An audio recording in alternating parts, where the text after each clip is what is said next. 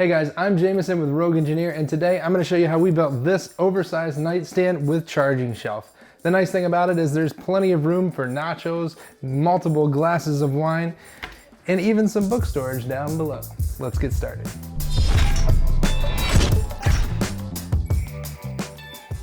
For this project, we're going to be using a full sheet of plywood and 3 2x2s. Now the 2x2s are actually going to be S4S or like a clear grade pine. But as far as breaking down the plywood, rather than trying to do it on the table saw or having them do it at the store, I'm going to be using the Kreg track saw. And the thing that I love about this is that with a sheet of insulation underneath of the plywood, everything's nice and evenly supported. It's super safe, everything's controlled, and that track is going to give us a nice, clean, straight cut all the way through. Now, if you want all the dimensions that I'm cutting this wood down to for this project, you can refer to my plans, which are actually on the website. I've got a link in the description. You can just head on over there and you'll have everything you need from cut list to materials list, tools required, as well as all the steps to complete the project. So while I finish breaking down the plywood, I'm going to hand off all the pieces that are going to have exposed edges on the nightstand. I'm going to hand those off to Jamie, and she's going to edge band all of those exposed edges so that they have a nice, clean, smooth look.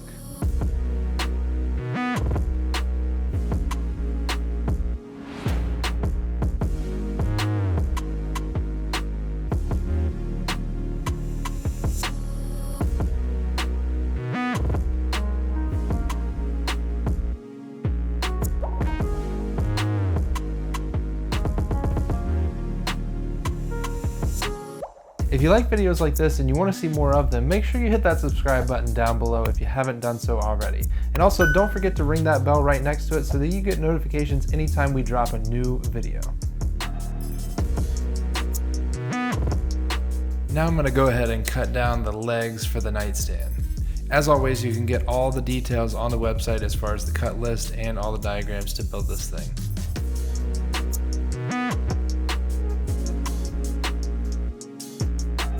I'm also going to drill pocket holes in all of the pieces that I cut down. I'll do so using the Kreg Foreman pocket hole machine.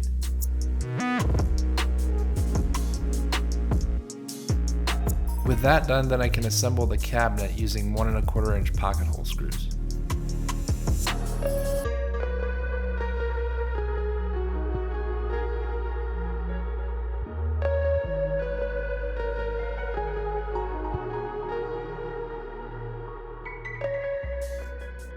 So in order to avoid having pocket holes in here up into the top of the cabinet, what we're going to be doing is putting this is kind of a false front for the cabinet, and this is going to go right here. We're going to drill a couple pocket holes in both sides, secure this, and then that way we can use these pocket holes across the back to secure the back of the top, and then we can drill or screw straight through this and up into the top to secure the front of it. Now the top, Jamie has edge banded all the way around both sides as well as the front. And normally what you would do is you would edge band the front edge of this cabinet.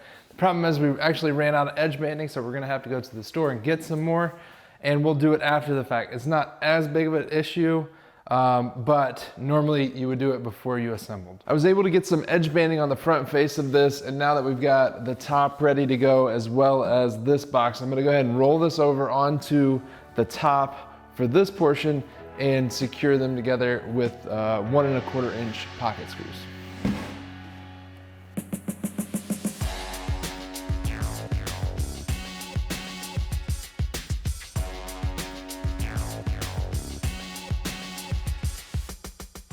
Now I'm going to assemble the top, and in order to do that, we're going to be using plywood for the main body of the top, and then we're going to wrap that in 2x2s. Normally you just use a 1x2, however we're going to be tying these into the 2x2 legs, so I stayed consistent with the 2x2 theme.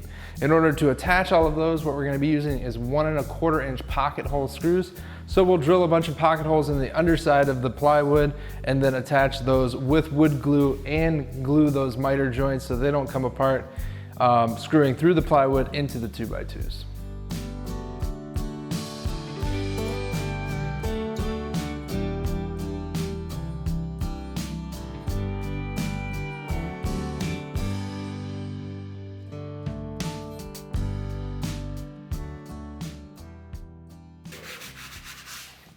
What I'm doing now is I'm actually applying a little bit of wood filler to any uneven spots on the top. it's almost impossible to get these things completely even. So using something like this and then coming back and sanding it down smooth is gonna give you that nice finish. The cabinet will actually have a shelf or the top of the nightstand floating above it. So this is gonna be more or less a shelf just below the top. What I'm gonna do is I'm actually gonna install this outlet with USB ports into this. That way we can use this as like a charging shelf and easily access it to charge laptops and cell phones and stuff like that. So what I've got to do now is I've got to measure this recessed outlet that I got off of Amazon, or recessed power strip, I believe is what it's called. I'm going to measure the box and then cut the hole. I'll start by laying it out with a pencil, then I'll drill a couple of pilot holes and finish it off with a jigsaw.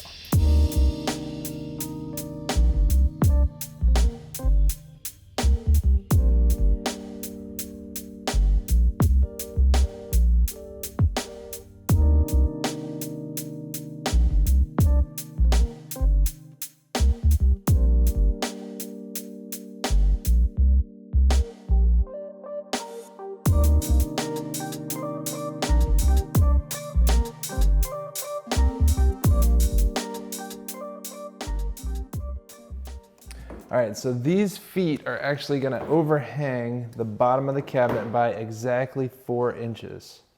And in the plans, I've also got some notes on where to align this front of this leg on the top, or from this distance here and from this distance here. And so we can get the correct alignment and make sure the angle's right.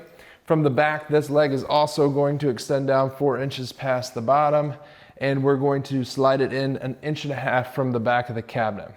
Now what I'm going to do is I'm going to strike a line on both sides of this and this. Then I'm going to remove these, and now I'm going to drill a couple pilot holes in the side of the cabinet and then secure those legs from the other side.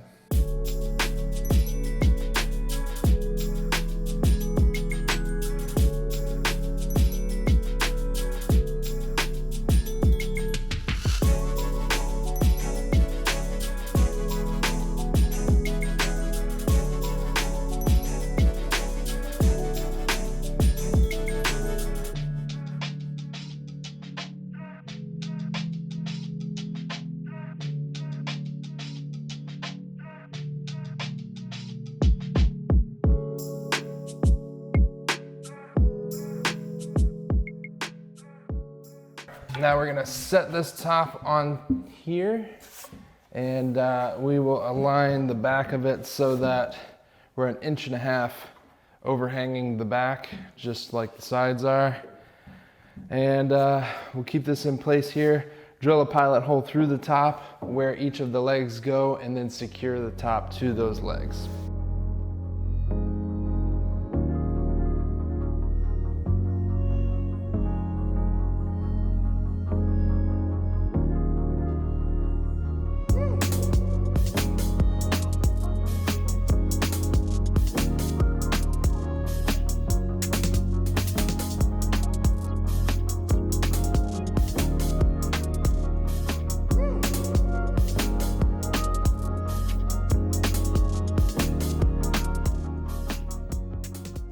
So this is a concealed style hinge, and today we're going to be using the Craig concealed hinge jig to install this cabinet door onto a cabinet box. I'm not going to go over all the details as far as setting up this jig, but just know that there's a stop on top of this Forstner bit, and that's going to enable you to it's going to keep you from blowing through your cabinet door. It's also got some features built into it as far as like a little ruler on the front edge so you can align the placement of your hinge in reference to the edge of the door. It also has some adjustable spacers on the back. That way you can adjust how deep in from the side of the door you're placing that mortise.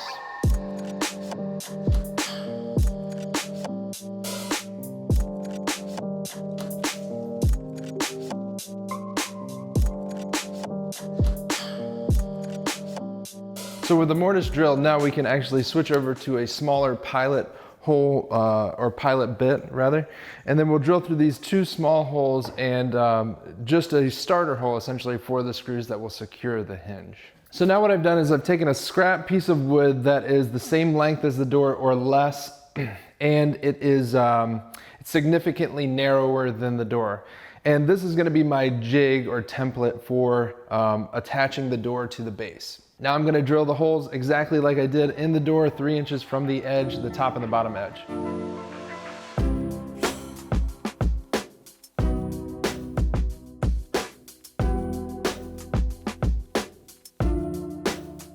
With the holes drilled, now we can apply the finish. Now I like to drill the holes before we apply the finish. That way, if there's any imperfections caused by drilling the holes, it gives us a chance to repair those before we apply the finish.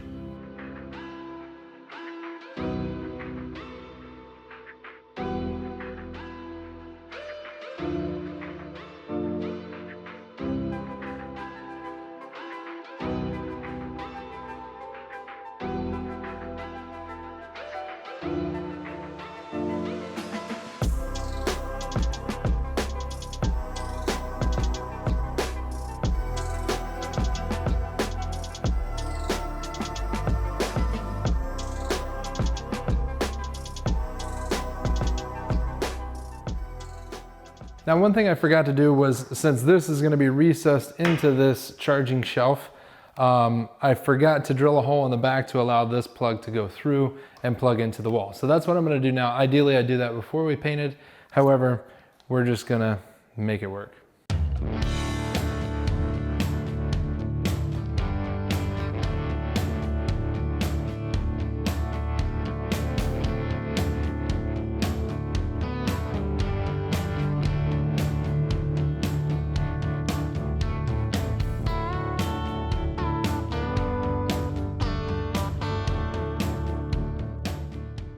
So now we've got the doors all painted up and ready to go. Now what we're gonna do is install the hinges to the template.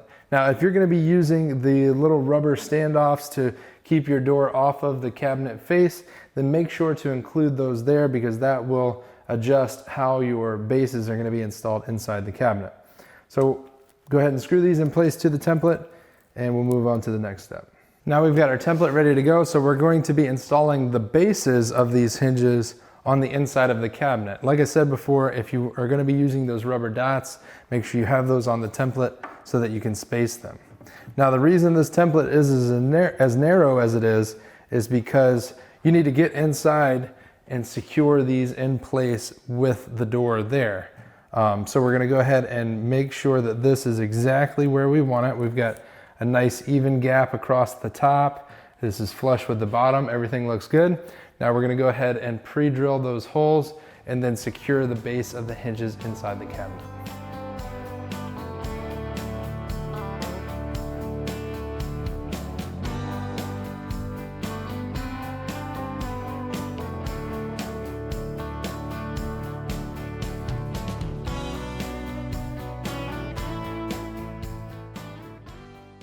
Okay, so now that we've got the bases of the hinges installed exactly where we want them, we're gonna open up our template, we're gonna loosen the 2 back screws and then remove the template.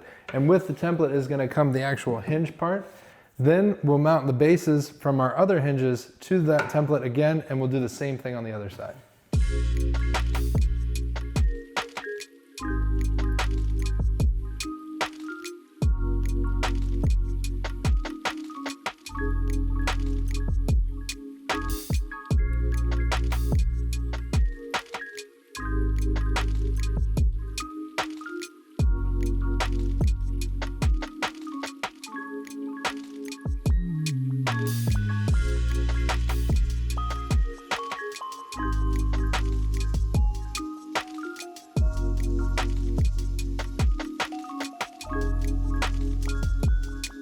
Now what's left to do is remove the hinges from the template, and then we're going to install them on the doors as well as the other hinges on the other door, and then we'll just slip them into place and tighten down the screws and we're done.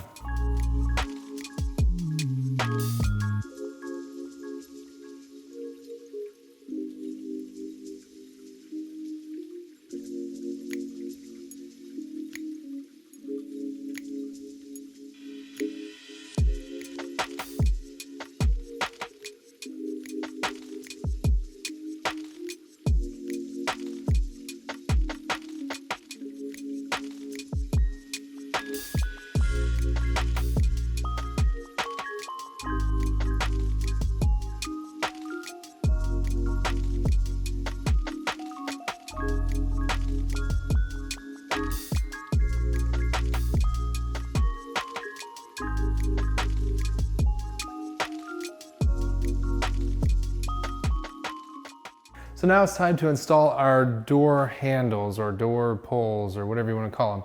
I picked up these 2.5-inch square door pulls, and I am going to be using another amazing jig from Craig to drill those holes. Now the nice thing about using a jig like this is we're going to be able to set the spacing for the actual pull. I've gone ahead and set mine to 2.5-inch, and then we're also going to be able to set this distance from the edge of the door.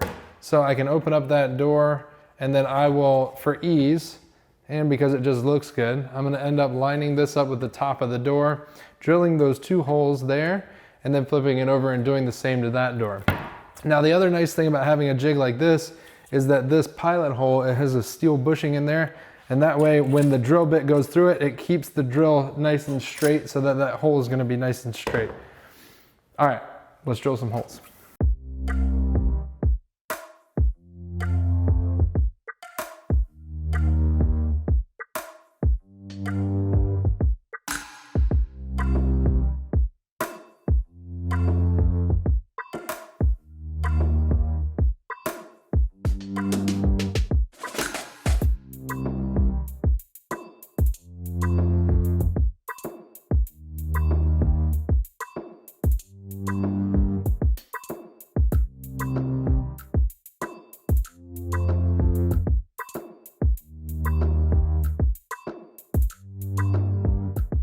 So I hope you guys enjoyed this video. I love the way that it turned out. I've always liked the look of an oversized nightstand, and it provides plenty of room for nachos and multiple glasses of wine, as I said before. But not only that, we've got easy access with the tapered leg to access all your devices that are charging on the charging shelf.